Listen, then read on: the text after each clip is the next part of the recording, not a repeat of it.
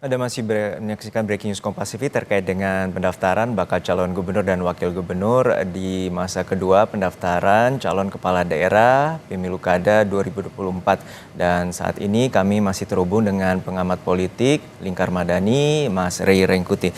Mas Rey, untuk saat ini memang pemilih dari Jakarta boleh dikatakan memiliki pandangan yang rasional dan juga unik. Selain tadi Anda sebutkan memiliki juga basis etnisitas dan juga kedekatan budaya terkait dengan Betawi. Nah, saat ini seperti apa Anda nilai program-program yang patut untuk dikedepankan oleh para calon demi menggait suara dari pemilih Jakarta?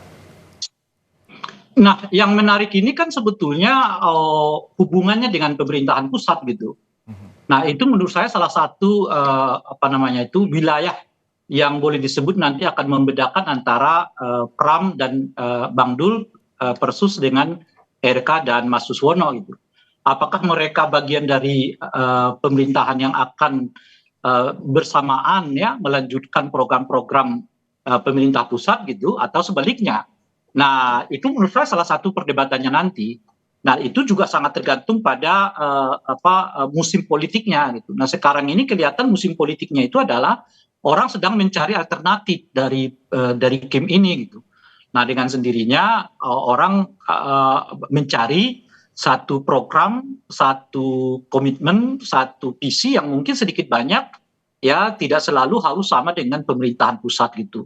Sementara menurut saya untuk yang makronya ya tentu RK dengan Mas Suswono ya akan berbicara apa yang dibicarakan oleh pemerintahan pusat baik oleh Pak Jokowi maupun nanti oleh Pak Prabowo karena mereka kan bagian dari apa yang disebut dengan Kim itu tadi gitu sehingga mungkin nggak akan ada napas semacam pembaharuan ya perbaikan ya di dalam program-program mereka berbanding terbalik mungkin dengan Mas Pram dengan Bang Dul yang sedikit banyak boleh jadi berbicara tentang ada pembaharuan di sana ya ada perbaikan di sana gitu ya meskipun wajah mereka tidak akan frontal dengan program-program yang dikembangkan ya sedang dikerjakan atau yang sudah diprogramkan oleh pemerintahan pusat gitu. Nah, jika keduanya memiliki intensitas visi yang lebih menekankan antara keselarasan dengan pemerintah pusat gitu dengan keseimbangan antara pemerintah pusat dengan kebijakan pemerintah daerah, maka disitulah menurut saya titik beda mereka juga gitu. Siapa yang mengikuti keselarasan dengan pemerintah pusat, siapa yang cukup seimbang saja, ya 50-50, pemerintah pusat ya tentu sebagiannya yang nggak bisa ditolak oleh pemerintah daerah akan dilanjutkan gitu, tapi sebagiannya merupakan akselerasi dari putusan kepala daerah di situ gitu.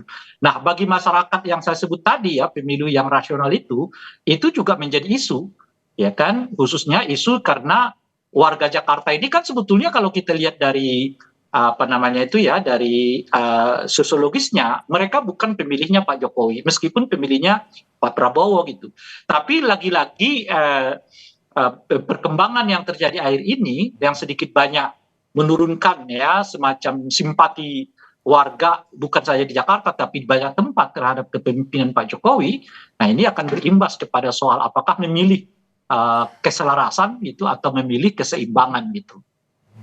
Artinya menjadi sebuah dua kutub nantinya yang kita lihat seperti apa program yang Iya, berlanjutan dan juga perubahan. tapi bukan kutub yang tajam gitu. Mhm. Karena kutub yang tajam itu justru yang saya sebut tadi agak dihindari oleh pemerintah pusat gitu ya, sehingga dicarilah titik temu gitu. Maka bahasanya bukan keselarasan dengan perubahan bukan gitu loh.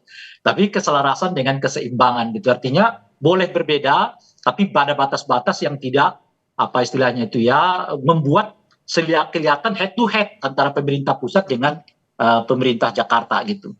Dan Mas Rey juga kita tidak boleh lupakan bahwa pemilih muda atau pemilih milenial juga cukup mendominasi terutama waktu di Pilpres dan juga Pilkada saat ini. Seperti apa Anda melihat peluang kedua calon ini atau pasangan calon ini terkait dengan menggait suara dari pemilih muda? Yang menarik itu kan ada semacam kesadaran baru ya di kalangan pemilih muda, baik itu generasi milenial maupun Gen Z-nya soal implikasi dari praktek kekuasaan yang terlalu dominan gitu. Itu yang saya sebut tadi itu perkembangan situasi politik yang kekinian sedikit banyak menguntungkan kepada calon-calon non Kim ya. Jadi bukan hanya di Indonesia, tapi saya kira bukan saja di Jakarta, tapi saya kira berlaku di hampir semua daerah di seluruh Indonesia ada semacam suasana yang memungkinkan orang untuk mencari alternatif di luar calon-calon yang diusung oleh Kim gitu. Karena perkembangan politik yang sekarang, karena ada semacam kesadaran baru ya di kalangan masyarakat kita yang akhirnya mulai sadar ya implikasi dari sebuah pemerintahan yang terlalu populer gitu ya, lalu apa namanya itu yang terlalu kelihatan sangat merakyat gitu ya, tapi bisa berubah wajah menjadi kelihatan menakutkan dan lebih mementingkan kepentingan keluarga gitu.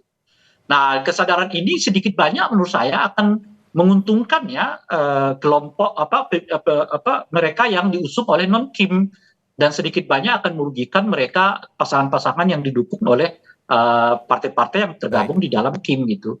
Nah, umumnya kesadaran ini justru muncul di kalangan pemilih Gen Z dan kaum milenial itu.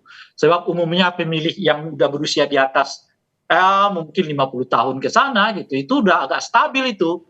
Nggak terlalu lihat apa yang dilakukan oleh kandidat-kandidat, mereka akan ngikut apa yang disebutkan oleh partai politik. Jadi umumnya mereka yang berusia di atas 50 tahun itu sudah lebih terikat kepada partai ketimbang kepada figur gitu. Jadi mereka ikut partai apa saja pun yang dilakukan oleh partai gitu ya. Sementara Gen Z ini lebih terbuka, terlihat kepada figur. Nah, Gen Z ini sekarang menurut saya sedang mencari tokoh-tokoh alternatif di luar kepemimpinan Kim gitu. Baik, menarik untuk dicermati terus bagaimana proses pilkada serentak ini tidak hanya di Jakarta dan juga ada daerah lain, terutama di wilayah ada 37 provinsi yang juga akan menggelar atau pilkada saat ini, dan nantinya ada 545 daerah juga yang akan melakukan pilkada serentak. Terima kasih Mas Rey Rengkuti, Direktur Eksekutif Lingkar Madani, telah berbagi perspektif dari sejak pagi tadi pukul 10 waktu Indonesia Barat di Breaking News Kompas TV. Dan saudara, Breaking News Kompas TV akan masih kami lanjutkan setelah jeda.